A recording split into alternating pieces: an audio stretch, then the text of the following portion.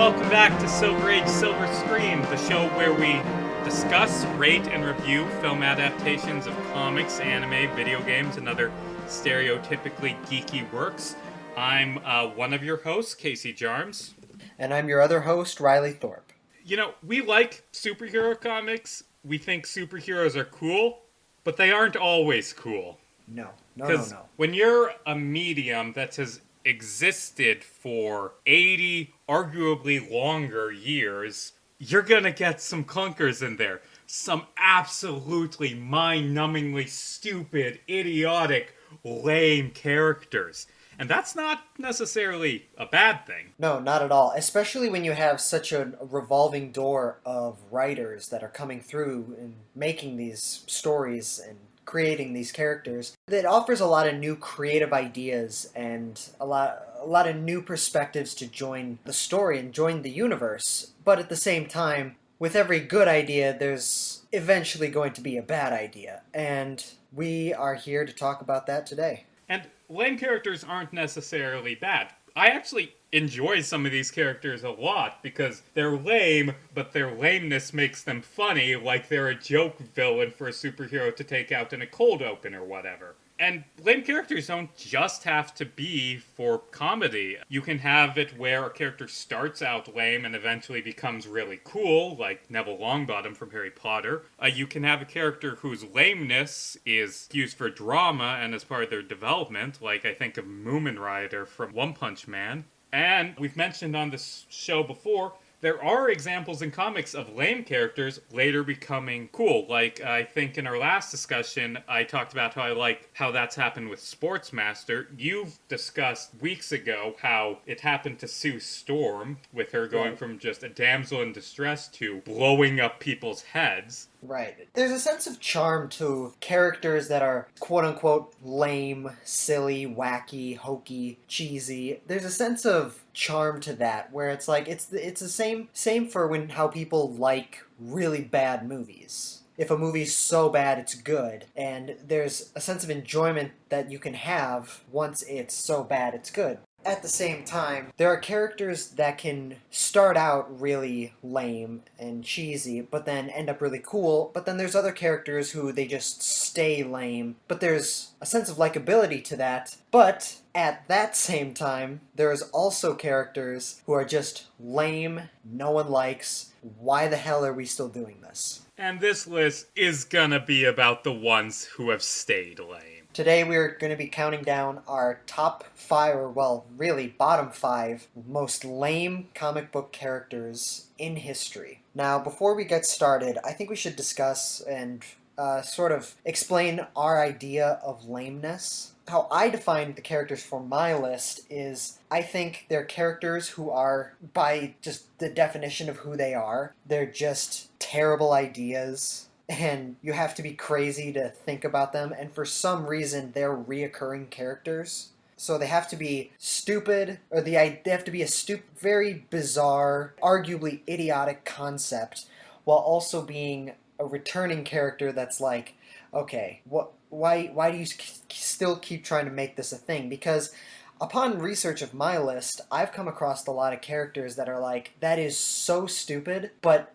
the writers knew that, and they only did them as like a one-off thing. Looking over my list, my number 2 was a one-off joke, but all of the other ones have had at least 2 appearances, at least attempting to be serious characters. Yeah, and that's fine. It's just for my list, personally, I went with characters that, as far as I know, have done at least 2 or more appearances. Some characters that just barely didn't make the cutoff for me, so these are my dishonorable mentions. Negasonic Teenage Warhead, who was very much so made popular by the 2016 Deadpool film and its sequel, where she was, again, played as like a joke character with a stupid name. But the fact of the matter is, despite the fact that she was made popular in that, in the comics, she was a one-off character that was so bad, had a horrible name, and they tried to play it off as serious. her powers in the comics are nothing like they are in the films. In the film, she has more along the lines of cannonballs, the ability to charge up energy and explode, whereas in the comics, she just has vague psychic abilities, and she's a lame character, and she has a terrible name, and everyone hates her. One character that he's not even really much of a character, it's a joke that I'm like, that's so stupid. Bat Cow. Oh, God. Yeah, I know Bat Cow. Correct me if I'm wrong, that Batman and Damian Wayne were out one night and they fought some villains at a farm, and Damian was like, "Look, father, there is a cow that has a bat symbol on its fur. Let us adopt it and keep him in the bat cave." That's exactly how that happened. So again, it's like not even much of a character, it's just a cow with a bat symbol on its face, and it's stupid and funny, but that's why I put it as an honorable mention. For my dishonorable mentions, one character I was very close to putting on this list, but didn't, would be the character Forget-Me-Not, who's a very minor X-Men character whose ability is that people can't remember him after they look away from him, including his friends and loved ones, and he doesn't really have any combat abilities, and he's basically just constantly miserable because he can't have any lasting relationships. Although I decided against putting him on there because his one major appearance that I've seen was actually really written and went into the fact that his powers basically ruin his life and he's really depressed by it. Is he a Marvel or DC character? He's Marvel. He's a mutant. Okay.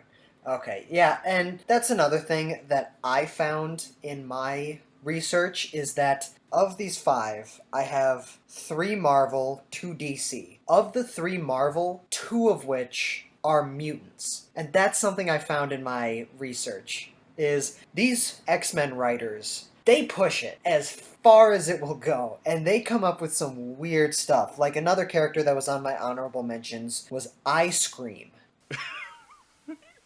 I as in eyeball, and scream as in, scream.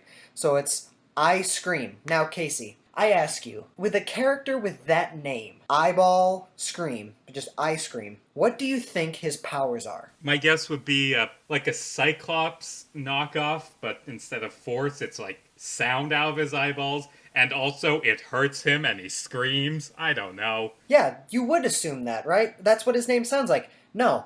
His mutant ability is that he can transform his body into any flavor of ice cream. Oh my god, that's so much worse. I know. He was so bad, he only appeared in 1 issue. Oh god. And that's why he didn't make the cut for me, because he was just in one-off thing.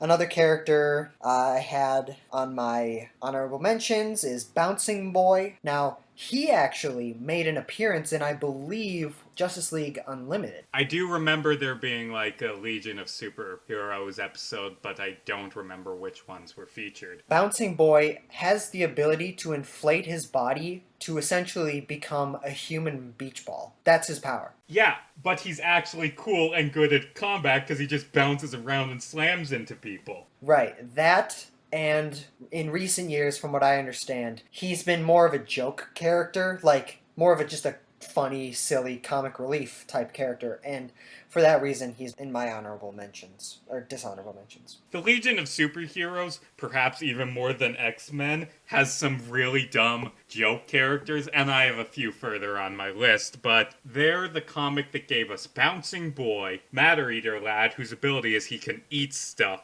and Arms Fall Off Boy, who's gonna be in Suicide Squad, played by Nathan Fillion, and I'm so excited for that, because he's such a dumb character, and it'll be fun. And Nathan Fillion, you know he's going to do a good job at that.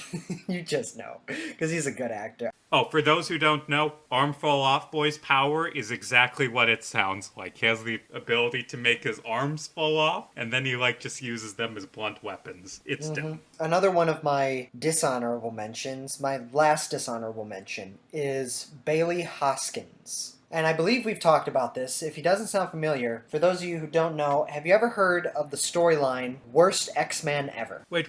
Is that like the guy from Ultimate X-Men who had the ability to make everyone within a mile radius of him die, and then the X-Men just sent Wolverine to murder him? No, but I really want to know about that character now. That's another honorable mention, I'd say. Oh yeah, definitely. Who's Bailey Hoskins? So he was a kid, he was like 12 or 13. He was picked on in school, not very well liked, he wasn't very popular. He dreamed of being a superhero because he loved and idolized the X-Men. And then one day, Hank McCoy and Charles Xavier show up to his house. Hank McCoy and Charles Xavier, being Beast and Professor X, show up to his house and tell him that he is a mutant. And he is overjoyed, he's so excited, finally I have superpowers. And Beast tells him, after running some tests, that Bailey's superpower is that he can explode, but he can only do it once because it will kill him. And the entire story is this 13-year-old kid with the worst superpower ever, just living his life as an X-Men member. The reason why I put him on my dishonorable mentions is because he's supposed to be a joke. Like, it's supposed to be bad. It's a well-written story. It's supposed to be bad. But as a character, when your superpower is you explode once and die, not the greatest. I just wanted to say there's a lot of characters on here that a lot of people will go after as being like the worst, one of the worst characters ever. Like a couple characters that often get talked about when we go over the subject matter like this. Characters like Jubilee, Cipher, Sportsmaster, they all have this reputation of being terrible, but honestly, there's a lot of cool stuff with them. Yeah, for instance, Jubilee, she's like a teenager who can make fireworks, and oh, that's dumb. Except in the comics, there are writers who have used her right and pointed out the fact that she has the ability to blow stuff up. She is not a weak character. Yeah, she shoots fire and explosions at people. What's lame about that? Yeah. You know what's another example of a character that people say is weak and lame who isn't? Well, who's that? Mr. Mcspitlick from Superman. Who, oh, yeah, absolutely. Yeah, he's a cheesy comic relief villain, but also he's meant to be a cheesy comic relief villain. And also, there's a story called Whatever Happened to the Man of Tomorrow, which was written as a sort of send-off to Silver Age Superman because they were doing Crisis on Infinite Earths. And it was written by Alan Moore. At the end, it's revealed that Mr. Mcspitlick is actually the real villain, and it shows him as this eldritch, nightmarish horror, because that's what he is. He's a being from an alternate universe that has godlike power and just messes with people for fun. He is a genuinely terrifying character. Yeah. For an example, in canon, there was a story called Emperor Joker, which was what would happen if someone who was more sadistic got Mcspitlick's powers, that being the Joker, and it has Joker becoming God and killing everyone. Another character that a lot of people talk shit about is Cipher, who's another X-Man. He has the ability, I believe, to understand any and all languages, including alien languages and technological languages like computers and stuff like that. Yeah, he's a really good programmer. Also, not a great combat ability, but when you live in a universe where Earth is regularly visited by aliens, having a translator is pretty useful. Yeah, exactly. In a situation like that, a character who can literally understand what anyone is saying, that's pretty useful. Not the most useful in a fight, absolutely, but still. You and I mentioned Sportsmaster earlier. He is a character, again, started off as like a jokey, cheesy, gimmicky Batman villain, but I believe it was in the Injustice... Young Justice, that's it. I believe it was in the Young Justice animated show, they made him like an actual assassin who uses sports-themed weapons, but he's like throwing javelins, and he's using those to like actual good effect. And yeah, just remember, boxing is a sport, archery is a sport, shot put is a sport. Don't mess with Sportsmaster. No, not at all. Another character that a lot of people they say is pretty bad, but in actuality is pretty cool, is Danny the Street. Now, what? What? He's a Doom Patrol character, so right there, you know it's gonna be weird. It's gonna be bizarre and crazy and just acid trippy. Danny the Street is a sentient street, complete with a road, sidewalks, and buildings. He can psychically communicate with people and teleport himself wherever he wants to go around the world. And at a point in the comics, I don't know exactly how this happened, but he gained enough power to evolve and grow and become Danny the Planet. and he was a sentient planet. And then somehow in that same story, I believe it was, he exploded for whatever reason, and he was reduced to Danny the Brick, where he's just a sentient psychic brick. And it's so bizarre and so crazy, but it's Doom Patrol, so it's that on purpose. Any more dishonorable mentions? Yes, Kite Man, actually. What I mean by that is, Kite Man is lame. He is lame and stupid as shit. He knocked out Batman with a kite one time. His name is Charlie Brown.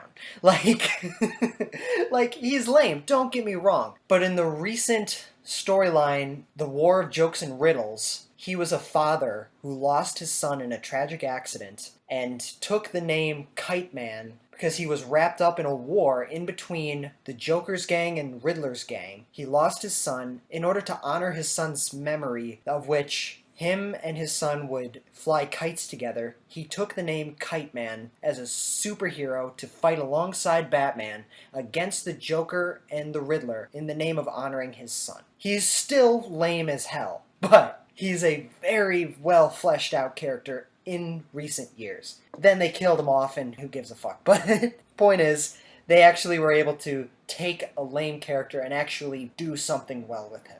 That's pretty much it for my dishonorable mentions. Without further ado, let's get right into our top 5 lamest comic book characters. To understand my number 5, we need a little bit of history lesson. Back in the 70s and 80s, Marvel used to do a lot of comic book adaptations of other media. They had a Star Wars comic, a Conan the Barbarian comic, a Transformers comic, a Star Trek comic.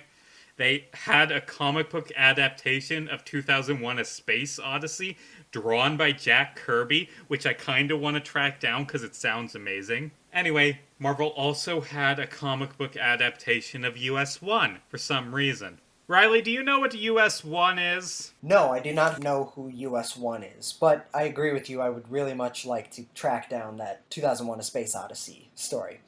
But no, I don't know who US-1 is, or what US-1 is. Well, who is not the right term. US-1 was a brand of slot car trucks that went bankrupt 3 years after the comic came out. And they were just trucks. They weren't like He-Man or Transformers. They didn't have characters. It was a brand of toy trucks, like Hot Wheels. Okay. Well, not like Hot Wheels. It was like on motorized tracks. But anyway, Marvel decided to make a comic book adaptation of this characterless toy truck brand. Okay. They decided to make a superhero comic adaptation. Oh boy. Ulysses Solomon Archer, aka US, was an ordinary trucker who came from a family of truckers and was really into trucking, like insanely into trucking.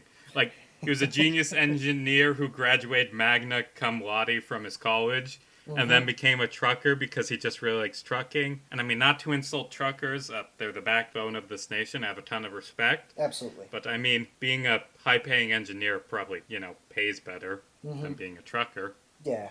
Anyway, one day US and his brother were driven off the road by an evil trucker with demon powers. US's brother died, and US cracked his skull open and had to have surgery, and the doctors put a metal plate in his head that, by coincidence, gave him the ability to pick up CB radio frequencies with his brain.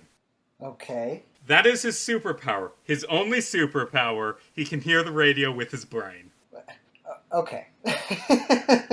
US then did what any normal person would do. He used his engineering skills to build an over-the-top James Bond-esque murder truck. Naturally. And became a trucking-themed superhero and set out to avenge his brother. Again, his only power is that he can hear the radio. Admittedly, he uses his hearing the radio ability to mind control his truck, but, I mean, just get a remote control, dude. Right. It's a lame power.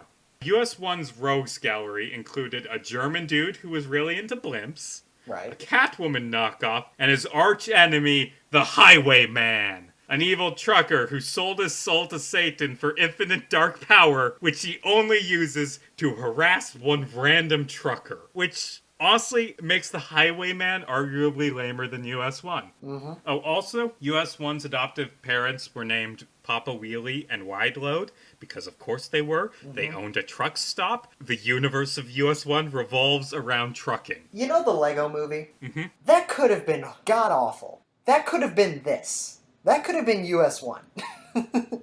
That, like, you're taking nothing, a toy with no story, no character, no nothing, and you're adding story to it and adding character to it. And it's like, Lego Movie is a perfect example of how to do it and how to do it well. This is the worst case scenario. This is Yeah. ungodly stupid. I'm like in Yeah. shock. I didn't know. I had never even heard of this. Yeah, and the first half of US1 is awful. It is just so dumb, so lame. But to the series' credit, in the final couple episodes, they realize, wait, this is the dumbest idea anyone's ever had. Let's just go balls to the wall. And spoiler warning, at the end of US1, it's revealed that the Highwayman is actually US's older brother, who faked his own death to get revenge on his little brother for being smarter than him. And the series ends with US being hired by aliens to be a space trucker. And honestly, that almost saves US1 from being lame.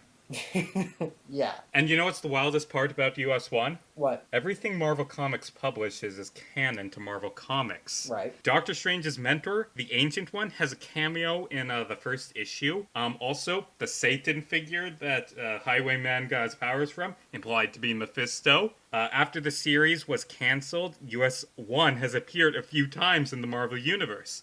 He was a reoccurring character in Sensational She-Hulk. The Highwayman fought Deadpool once. Naturally. And the last appearance of US1 was in New Avengers, where he applied to be a nanny for Luke Cage and Jessica Jones. Wow. Okay. And that is the last anyone ever saw of US1, the trucking-themed superhero who can hear the radio with his brain. I mean, I give them props for creativity. Papa Wheelie and Wide Load. They got imagination. I'll give them that. But, god damn, I don't even know what to say. And it's a part of the main Marvel universe, so it's like, okay. So, Riley, at the end of each of these, we're going to be having this discussion. Do you think this character could ever not be lame? They would have to certainly play it for satire and comedy, or they would have to, like, completely change everything about it to make it, like, something that's not stupid. Like, a toned-down version of this would essentially be Fast and the Furious. And when Fast and the Furious is toned-down version of anything, you know you've got something special on your hands. Like... Yeah, I think US1 might be able to work if they brought him back and really went into the space trucker with a super truck thing, and his brother sold his soul to Satan and they hate each other. That could work, but I don't think we'll be seeing a US1 movie, or really US1 anything anytime soon. No, honestly, that kind of reminds me of the more recent Ghost Rider, Robbie Reyes, I believe. Mhm. He's a Ghost Rider. He has a car, a Dodge Charger, I believe, and he's got a brother, and I don't know, it reminds me a lot of that. It's just, again, it's the worst possible thing of what it can be. Also, on the topic of Robbie Reyes and Ghost Rider and lame characters, Yeah. although this one is what I kind of like, when they introduced Robbie Reyes as the third or fourth or whatever Ghost Rider, they gave him a car Right. instead of a motorcycle, and justified it by saying the Ghost Rider just has to be a rider. He's ridden a bunch of things throughout history, and showed a flashback to Ice Age Ghost Rider riding a flaming mammoth, which Of course. is fantastic. Oh, yeah, that is awesome, actually. I really want to see that. So, what's your number 5, Riley? My number 5, funny enough, you actually mentioned him earlier, is Matter Eater Lad. He is a DC hero. He's an alien, and this is his backstory. His name is Tenzil Kem. He is from the planet Bismol. Get it? Bismol? Pepto-Bismol? Because he Oh. eats? Oh. Yeah. I thought you were going to say it's a play on abysmal, which is what he is. Yes, he is both. Both of those are very, very true. He comes from an alien species that can eat any and all matter in any form, in any state. They can seemingly eat an infinite amount of it. So he comes to Earth and he becomes a superhero And his ability is he can eat anything. You need to defuse a bomb, Matter Eater Lad is gonna eat it. There's a meteor coming to Earth that's gonna kill everyone. Matter Eater Lad takes a space shuttle up to the meteor and he eats it all before it can strike Earth. Now, he has actually he's a part of a team, I don't recall the team off the top of my head now. Legion of Superheroes. Legion of Superheroes, that's it. Thank you, Casey. Now, when your superpower is eating everything, and that could potentially be useful in a situation where, say, you're captured and you need someone to help you escape, theoretically, a character like that could be useful. However, his entire power is nerfed. His kryptonite is a Hannibal Lecter mask. That's Matter Eater Lad, and he's a part of the Legion of Superheroes. So, Riley, could Matter Eater Lad ever be not lame? One thing I've discovered on my research is that if your power involves eating, like that's your power, that's really hard to make work and not be stupid. I suppose there were some examples that I brought up, like eating a meteorite before it strikes Earth, defusing a bomb by eating it, but I really don't think this character could be anything other than just a joke. Yeah, I mean, he has a niche, but it's Right. such a shallow niche. And it's a good thing that he's a character on Legion of Superheroes, which, I mean, it's just a big team of heroes, so just call on him when he's needed. Don't call him any other time. Again, it's like, oh, he can defuse a bomb by eating it. Like, what? When are we gonna ever need this guy? And like going into a situation, oh, we might need to defuse a bomb. Let him eat it. Like, what? Although, I will say, Matter Eater Lad is the best superhero to call on if Ice Cream ever starts starting shit. You are absolutely right. To answer your question, no, I don't think Matter Eater Lad can ever be really useful, except maybe in some like Marvel Ruin style dystopian future where he's just this crazy cannibal. Even at that point, it's a joke. My number 4 is the Avengers villain, Meccano Marauder. When it comes to discussing how strong a villain is, the thing to think about is, well, how strong are the heroes that fight them? For instance, the Joker would be pretty lame if he was an enemy of Superman, but he's an enemy of Batman, which is a much fairer opponent. Right. Squirrel Girl's whole thing is that she's a weak character in concept, but she's really strong because she's beaten people like Thanos and Galactus. People underestimate her because she's so stupid, and she takes advantage of that underestimating. Yeah. Meccano Marauder, who, by the way, his name is such a mouthful. Oh, yeah. Meccano Marauder is lame because of who is able to defeat him. And we'll get to that to the end. Okay. Fabian Stankiewicz, aka Meccano Marauder, has the deepest, most complex motives in all of comic books. He wanted to be famous! And he won the lottery, so he did what any sane man would do. He bought a suit of power armor and became an Avengers villain. Because, you know, when you first start out as a supervillain, what you want to do is go after the absolute strongest superhero team in the world. Naturally, Meccano Marauder got his ass kicked again and again because he tried to take on the Avengers. But the thing is, Meccano Marauder does not just lose because he goes up against the Avengers. In one issue of the Avengers, the team goes on the David Letterman show, and Fabian shows up to fight them. And the issue ends with him getting beat up by David Letterman. This guy, who's an Avengers villain, lost the fight to talk show host David Letterman. That is a thing that happened in the comics. What a loser. Oh my god. Again, so he's like essentially just a joke character, right? Yeah, but he has like 15 different appearances. Admittedly, he's never the main villain, but this is a dude who should be strong in theory. Like, for instance, there's an issue where he creates an army of robot duplicates of the Avengers and still gets his ass kicked. Because he's just such a loser. He lost a fist fight to Letterman. You said he has a suit of power armor, right?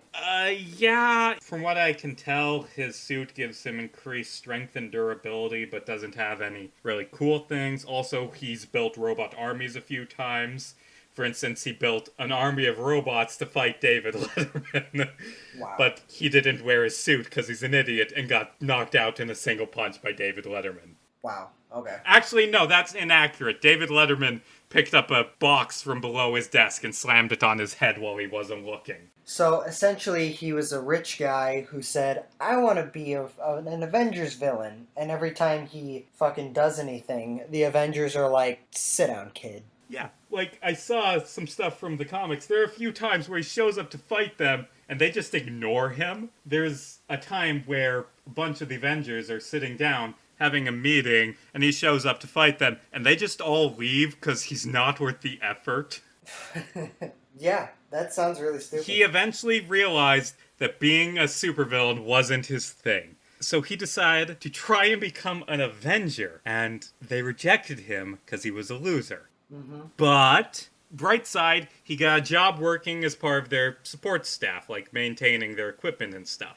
Okay. And then he got fired because of his meth addiction. And after that, he moved in with Captain America for a while? Why is there so much story with this guy?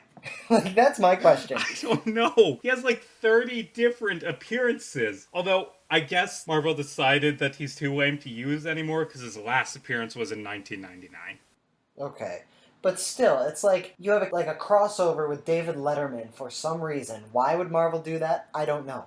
Why would you take a character that can get beaten up by David Letterman holding a box and A, why would you bring him in like 30 issues? And B, why would you even flesh out his character so much to where it's like, oh yeah, he's a meth addict who works for the Avengers and has turned a new leaf and he's roommates with Captain America for some God knows what reason. Like, God, that is just bizarre. And I'm gonna say it, I don't think this guy could ever not be lame. I know. I don't think so either. He is, by his own definition, just the lamest thing on the planet. And God, it is stupid. What's your number 4, Riley? My number 4 is the X-Men villain turned hero, Maggot. Maggot was born in South Africa under the name Japheth. When he was a boy, he was diagnosed with stomach cancer as he was suffering from severe stomach pains and could not hold down food without throwing it up. At 12 years old, he ran away from home into the Kalahari Desert in an attempt to take his own life, as to not let his family watch him suffer any longer. However, in the Kalahari Desert, he was found by Magneto because, Magneto's just hanging around the Kalahari Desert, as he does, and he discovers this boy who, turns out, does not have stomach cancer. He is a mutant.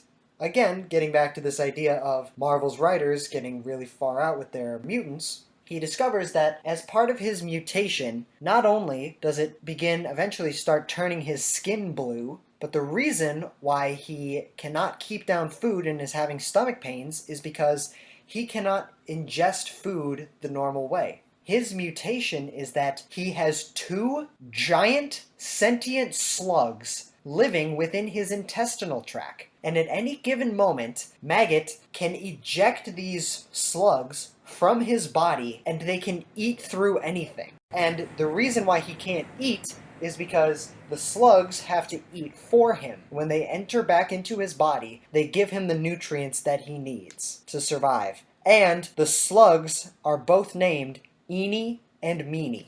Why doesn't he have a third one named Mo Marvel? I mean, seriously. Because that would be weird, Casey. That would be weird.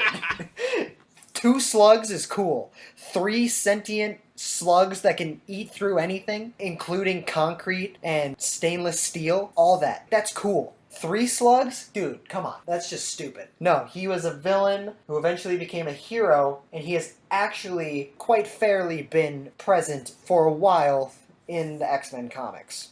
So, Casey, do you think that this character can be cool? God, it's like they saw Toad and were like, now this guy's too cool. We need a worse version. Exactly.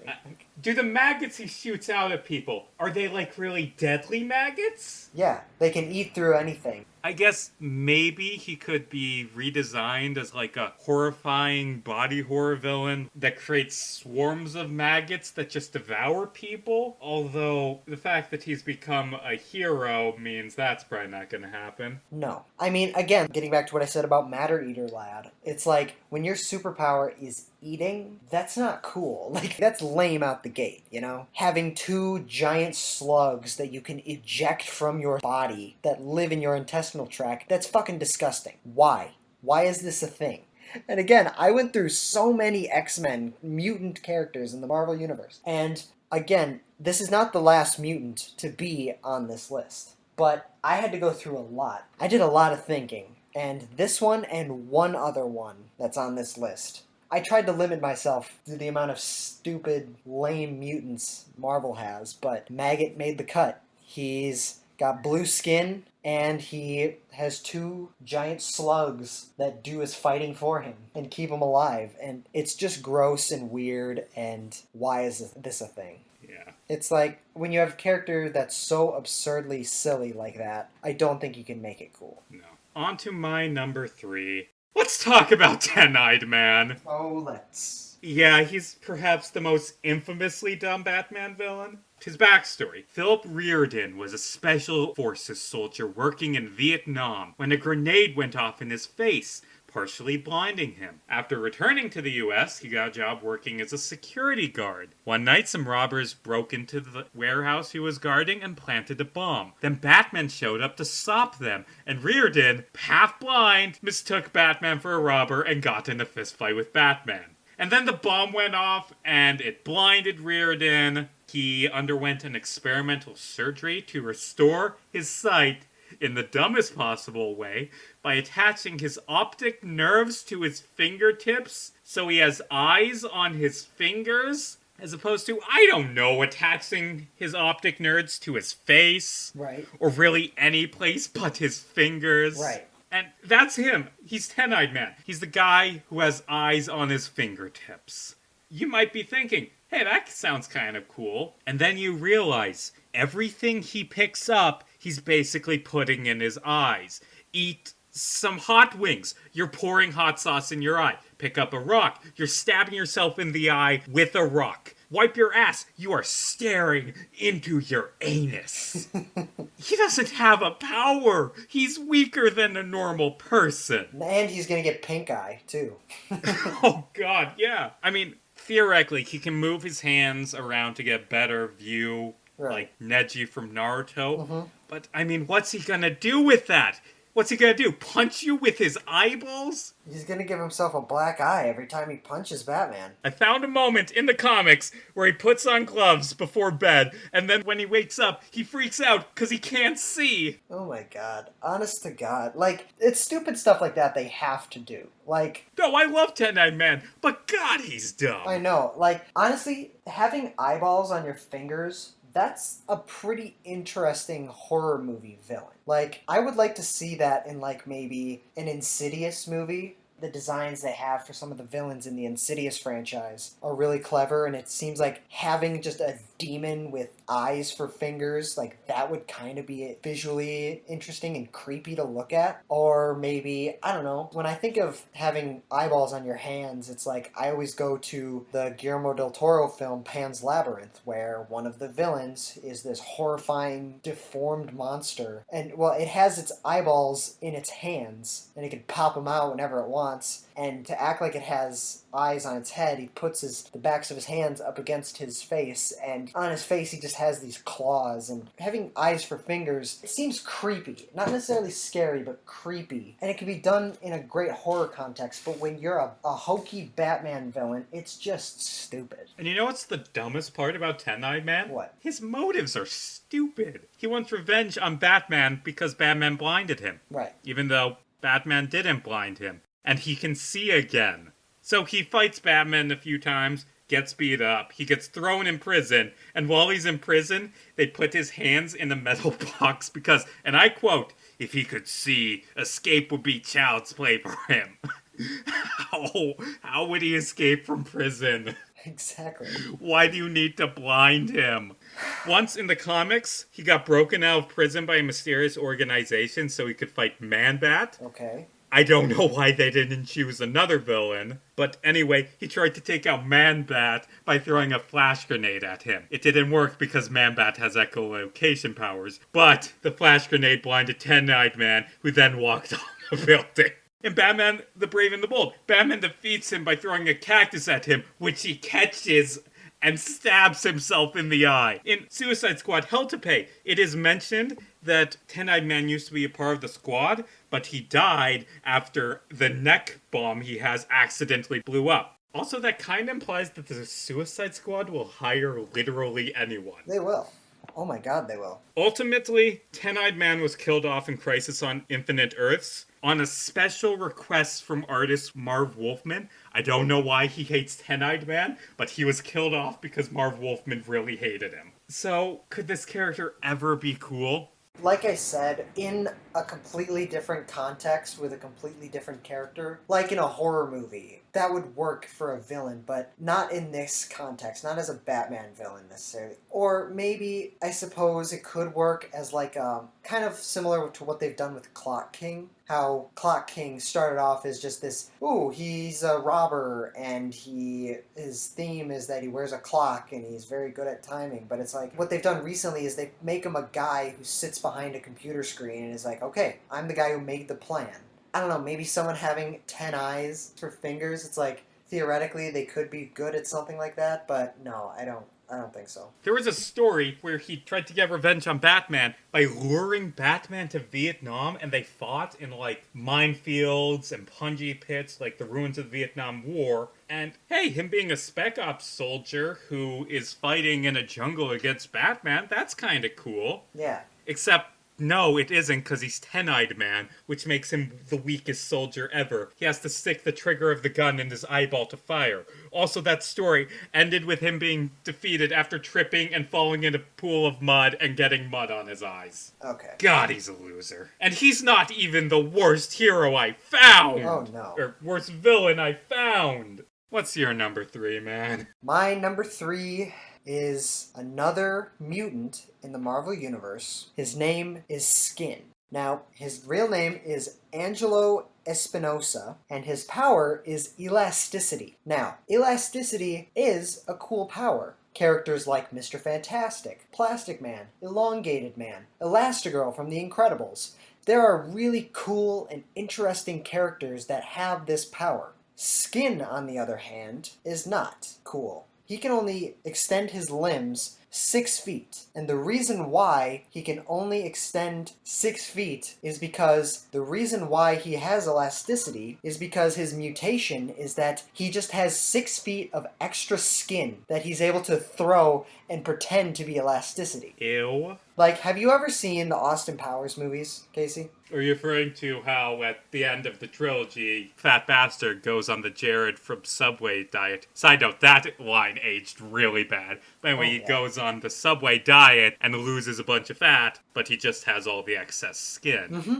And it's hanging from him like roast beef. Imagine that, but 6 feet worth of that extra skin. Oh, God. And it's gray. Ew. He's grosser than maggots. Yeah, exactly. Fucking hell. He is the second mutant that I have on here, and he's the last mutant. But yeah, his power is that he just was born with so much extra skin, he can throw it and catch it onto things, and it acts like elasticity. The problem is he can only elongate himself 6 feet, because that's as far as his extra skin will let him. I mean, elasticity, even limited, isn't that bad of a power. It's just the really gross visual of it. And the fact that he's named Skin. Yeah. Just, no, he's not cool. Exactly. No, there's no way they can make him cool. Like, they tried to do something different with elasticity, but it's just disgusting and off-putting. It's bad. Yeah. Funny thing about this, though, they made a film, I believe, called Generation X. It was kind of like New Mutant style type film, from what I understand. Nobody saw it. I don't know how it got released. I don't know what happened with it. Skin was featured in the movie as a rather important character in it. But just to think, we got Skin in a movie. It's crazy. It's gross and it's crazy. He didn't have, like, the extra feet of skin, because I'm sure that would have just been off-putting and terrible, but he just has elasticity. Hold on. I did not know that thing was a thing that exists. I'm looking it up right now, and it looks awful. I'll put it on the list of movies to think about, because, oh man, that looks lame. While you're at it, add the movie The Man Thing. Oh, right. They made a movie out of Man-Thing. Not even out of Swamp Thing, who's the cool one. Out of Man-Thing. Yeah, and it was straight to Sci-Fi Channel. Yeah. I would like to see that one. Can skin be cool? No, I don't think it can. Elasticity is a cool superpower, but at the expense of having 6 feet of gray, saggy, wrinkly skin? No. No, no, no, no, no. So you went through all the mutants. I went through all of the Legion of Superheroes. Because the Legion of Superheroes is kinda infamous for the sheer amount of ridiculous, lame characters that have appeared. We've already mentioned Matter Eater Lad, Bouncing Boy, and Arms Fall Off Boy. But there are so many more. There are 2 entire different teams comprised of superheroes rejected from the Legion for being lame. Admittedly, the one that I'm going to say is a one-off joke character, but just let that be what we're calling lame. The fact that the Legion of Superheroes has featured so many lame characters that they have 2 entire teams worth of rejects. That are called the Legion of Substitutes Heroes and their evil counterpart, the League of Rejects. Wow. But anyway, the worst of the worst. Went through, tried to find the lamest, and honestly, I couldn't. There were 2 candidates that were just so incredibly lame, I'm having them share the number 2 spot. Or, if I'm being honest, 3 candidates, it's weird. The first is Frank and David Retson, aka Double Header, a pair of conjoined twins. That's their power, they're conjoined twins. Twins who hate each other, by the way. Wow. They're kicked off the team for being lame. That's and what is their power? They're just conjoined twins? Yeah, that's not a superpower. But that's what? What the hell? Like their power is being conjoined twins, which is not a superpower? Yeah. What And the like, fuck? And on the other hand, we have Estimate Lad, who has the power of estimation. Okay. He has the power of estimation, Riley. He can guess how big things are, and his guesses are like 90% accurate. Truly, the greatest superpower. I mean, that would be useful in a game of blackjack in Vegas. No, it wouldn't, because his guesses are only 90% accurate. Like, if it was 100% accurate, I mean, he wouldn't be a good superhero, but he would be great in the private sector. But if his guesses are wrong, he's just worthless. In fact, I would argue that he doesn't even have a power, because most people can estimate how big things are. And I don't know who is lamer. I'm gonna let you decide this. Doubleheader or Estimate Lad? Who is the lamest? Honestly, I'm probably gonna go double header because it's like, what the hell? Like that's not a power. Estimation Lad, that could conceivably kind of be useful. How big is that thing? Oh, it's this big. Well, I don't know. There's like a 1 in 10 he's wrong. So, I don't know. I like those odds. But like, just 2 random conjoined twins that are arguing the entire time. What's the point of that? Like, that is literally useless. Yeah. So, yeah, you're right. They're both equally terrible, but I don't know. The fact that they don't even really have powers, they're just stupid. I don't think we even need to discuss this. Neither of these characters could work. Not at all, no. And they are not even my worst. Oh god. So, for my number 2, I put Hindsight Lad. Oh god.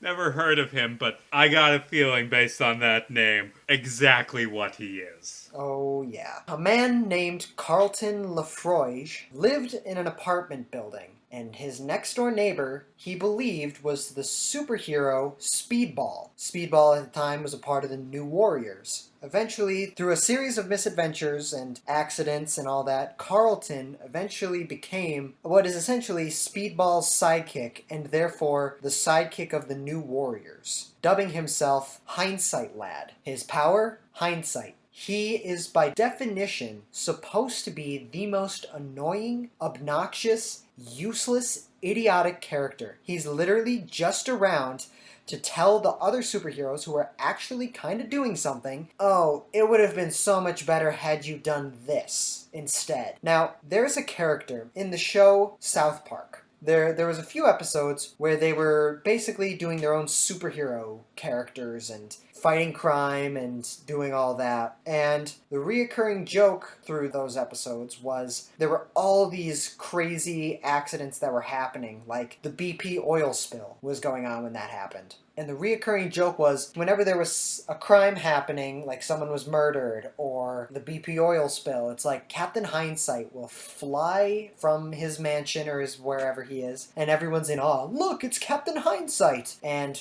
Captain Hindsight will get to the scene and be like, oh, this person was murdered? Well, they shouldn't have walked down that dark alleyway at night by themselves. And then he'll fly away, and that will have been his contribution to this crime. And everyone's like praising him. Thank you, Captain Hindsight. Thank you. And he's like, I'm just doing my job.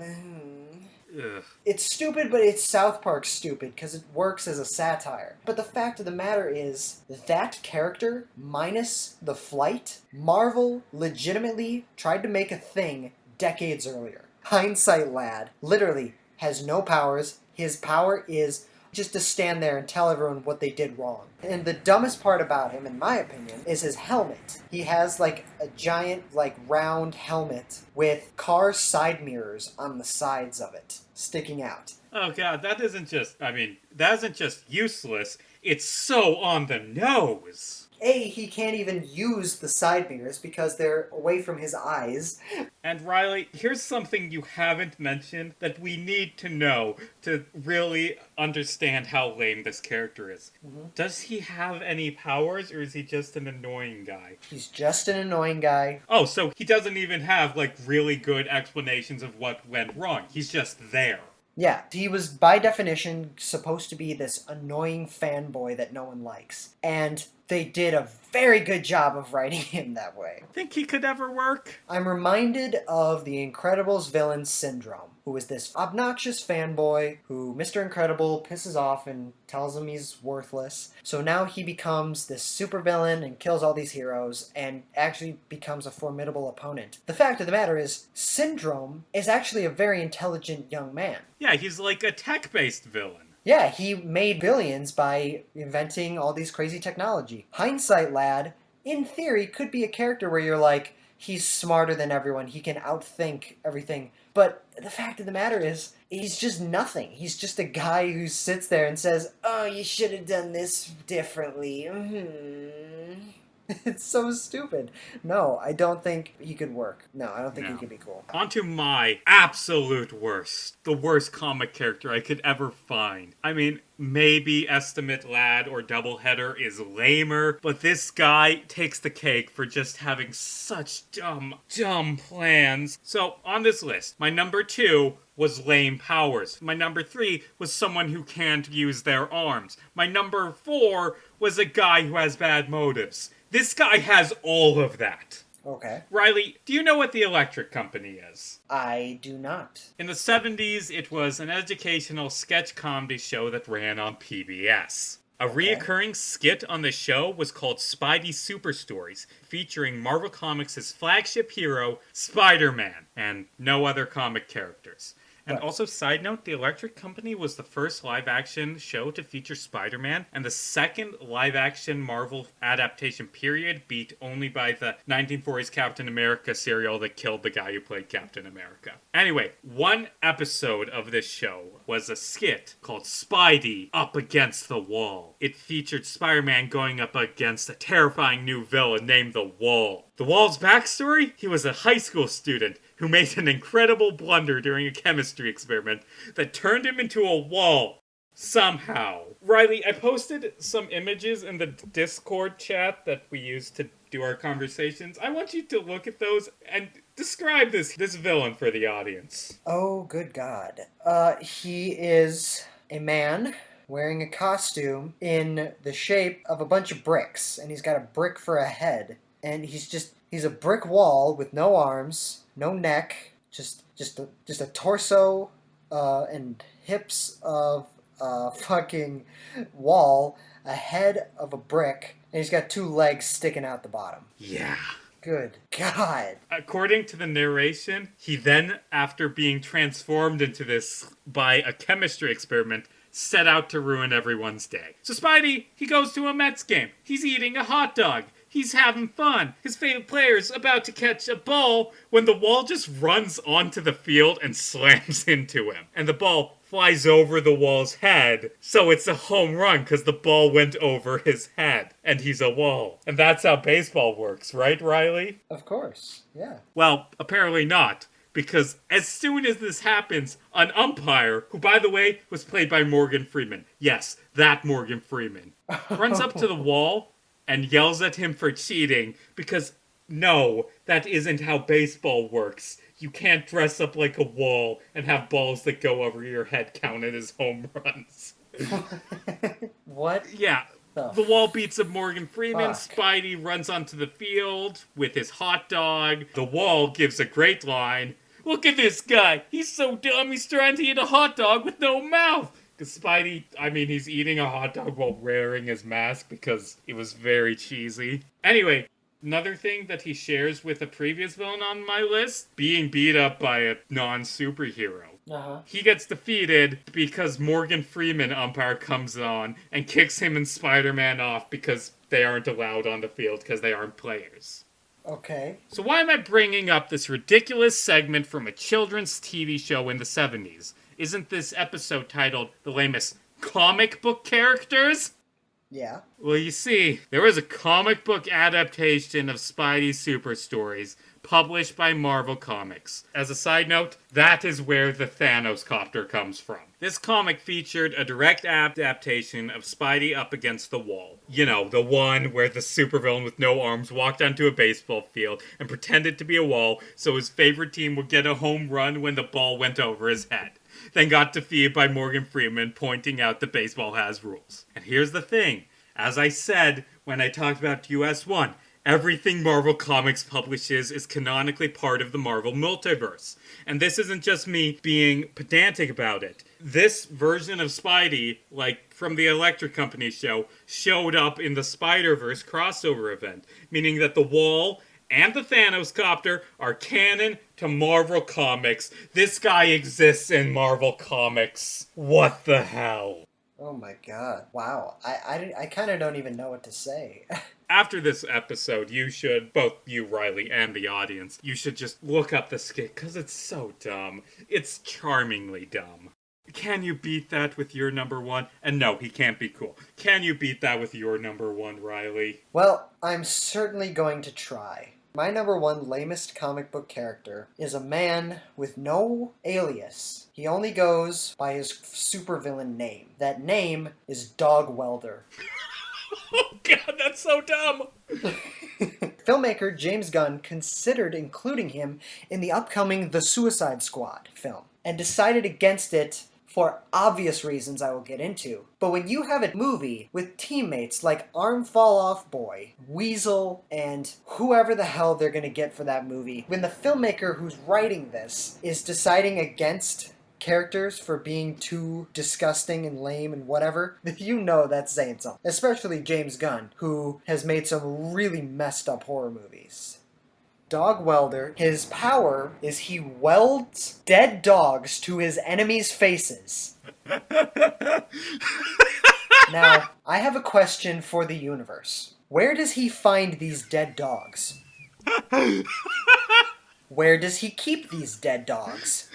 How does he carry these dead dogs around with him when he's committing crimes? Stop laughing. Where did he get this incredibly fucked up idea? Is welding a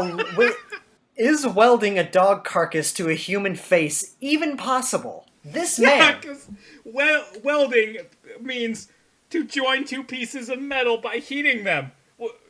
Does he staple the dogs to people's faces and call it welding? Because in that case, he needs to get a dictionary. Or is he somehow, against the laws of physics, actually welding a dog to someone's face? He has not just burning the dog.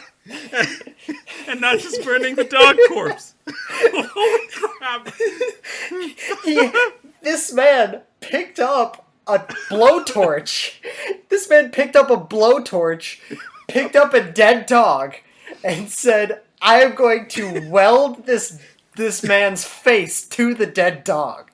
That is this man's power. This man was... James Gunn said that this man is too stupid and too disgusting to put in his new movie. He welds dead dogs to his enemies' faces. You win, Riley. I can't beat that. Had you not heard of this character before? No! Oh god, I'm so glad I hadn't. That was... Oh, I could not stop laughing. I can't. Who comes up with this shit? Like, seriously. I can't. What? Like, that's what I've... Upon researching all of this, that, like... It's like, who the fuck comes up with this shit? Hold on. Like, seriously. Who came up with it? Well, let's see. He is a member of the team Section 8. Right. Which is, from, who wrote it? Who wrote that? Garth Ennis. That is who. Of course it was Garth Ennis. Right. You know, the guy who made Hellblazer and Preacher. But, another member, upon my research, Six Pack, another member of Section 8. Again, by definition, is just one of the lamest characters ever. I don't even know his powers, he's just a fat guy. Then why is he called Six Pack? Because of beer? I don't know. I don't know, but Dog Welder is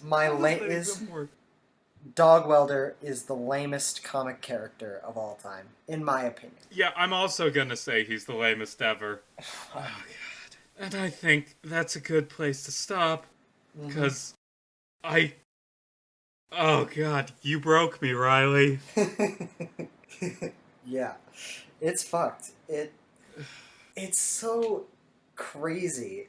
Some of the shit people come up with, like, on my list, there's Matter Eater Lad, whose power is he can eat anything and everything. There's a guy with giant slugs that live in his intestinal tract and he can shoot out at any given time. There's a guy with 6 feet of extra skin just on his body at all times. There's a guy who just stands around and says, you could have done this better. But my number one is a man who welds dead dogs to people's faces with a blowtorch. That's so lame. That is lamer than a guy whose power is being a trucker, then the villain who got beat up by David Letterman, then Ten-Eyed Man, then Estimate Lad, then Doubleheader. That's even lamer than The Wall. God damn. What is this world come? May God have mercy on our souls. Riley, where can they find you? You can all find me on TikTok and Instagram at Riley James Thorpe. You can also find me on YouTube, Facebook, and Twitter at Riley Thorpe. I just uploaded my new short film Pizza Face to my YouTube channel, so check it all out. I hope you all enjoy. Yeah, if you ever want to see Riley be a serial killer with really bad acne who at one point gets smacked in the face and all the zits pop and I vomited in my mouth when I watched it, go check that out. Thank you. Although, Thank you. Riley, I hate to say it, you aren't as fucked up as Garth Ennis. Maybe if you invented Dog Wielder, but nope. Nope. Nope. No. Good God. You can find me on Twitter at JarmesKC, JarmesCasey. Also check out the first mag train out of Cleveland and other short stories, available now on Amazon. We'll be back next week, assuming we don't get dogs welded to our face. Oh God, Garth Ellis, what is wrong with you? Next episode we'll be talking about Iron Man, which is good, because this episode has taken all of my mental energy. As always, I'm Casey Jarms. And I am Riley Thorpe. And hey, it's just a comic about dogs getting welded to people's faces. Don't lose your head about it. Especially not to Dog Welder.